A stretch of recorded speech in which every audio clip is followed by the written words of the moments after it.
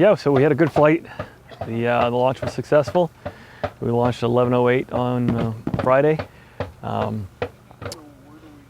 Got the rocket back intact. Had four GPS systems on board.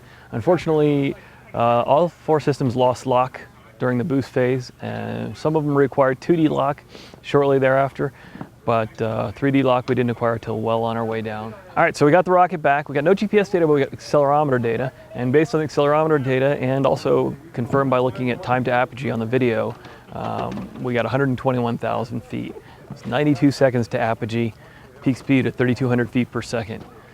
So pretty close to what was simulated. We simulated, the motor originally was simulated to be about 7 odd seconds of peak thrust burn. It ended up being about 8, so burned a little slower than expected. That lowered our peak velocity a little bit, but pretty close to the simulations. I'm happy with the flight. The video came out great.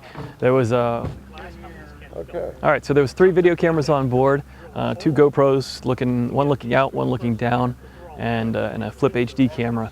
There was an aero shroud covering the down-looking GoPro because it was sticking out the side. The aero shroud was actually made out of plastic because we ran out of time, and because of the heating of the air friction, the plastic started to melt. And you can see in the video where the plastic was melting and raining down over the video. Unfortunately, that plastic raining down got all over the GoPro that was looking straight out the side. But the flip video looking out the side got a clear shot. So we got some nice video there, so I'm happy with that. The recovery worked perfectly and everything stayed intact.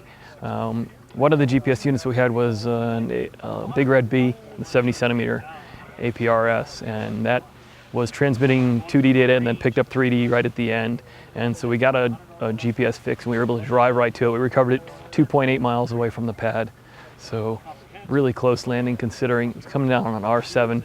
Suffered a little bit of damage after it hit the ground, kind of pitched over and cartwheeled, and that tweaked the payload section just a little bit. Laid all out nicely, nose cone stuck in the ground. I'll get you a few stills for that. And so all in all, very happy with the flight. You'll do it again next year? No. The goal now actually is I'm taking the pad back to Miami. I'm going to try and get a waiver. The FAA ASC guys were out here yesterday, and I was talking to them about possibly launching in South Florida out into the Atlantic. So maybe we'll do a water-based barge launch into the ocean. So see how that goes. Wow. Yeah. All right. So now, how'd you get everything out here? I understand it was a struggle. Yeah, it was a little bit of a mission this year.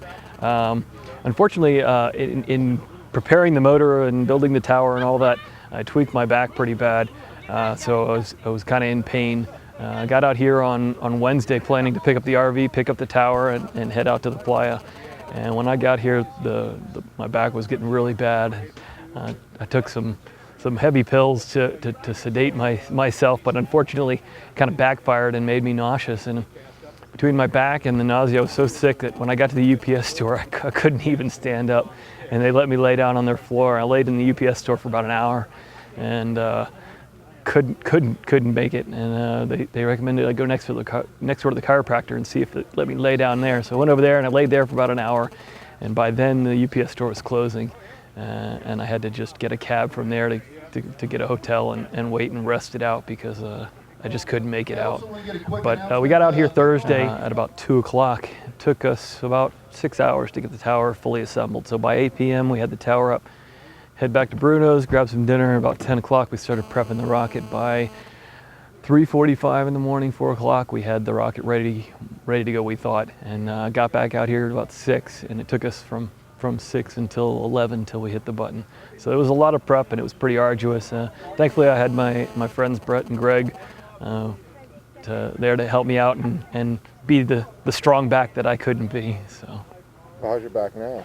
It's a little better, but it still hurts. I need to get home and get some rest and get an MRI and figure out what's going on. But good luck with that, but it was a great flight. Thank you very much, I appreciate it. Thanks for taking the time to talk to us. Yeah, no problem.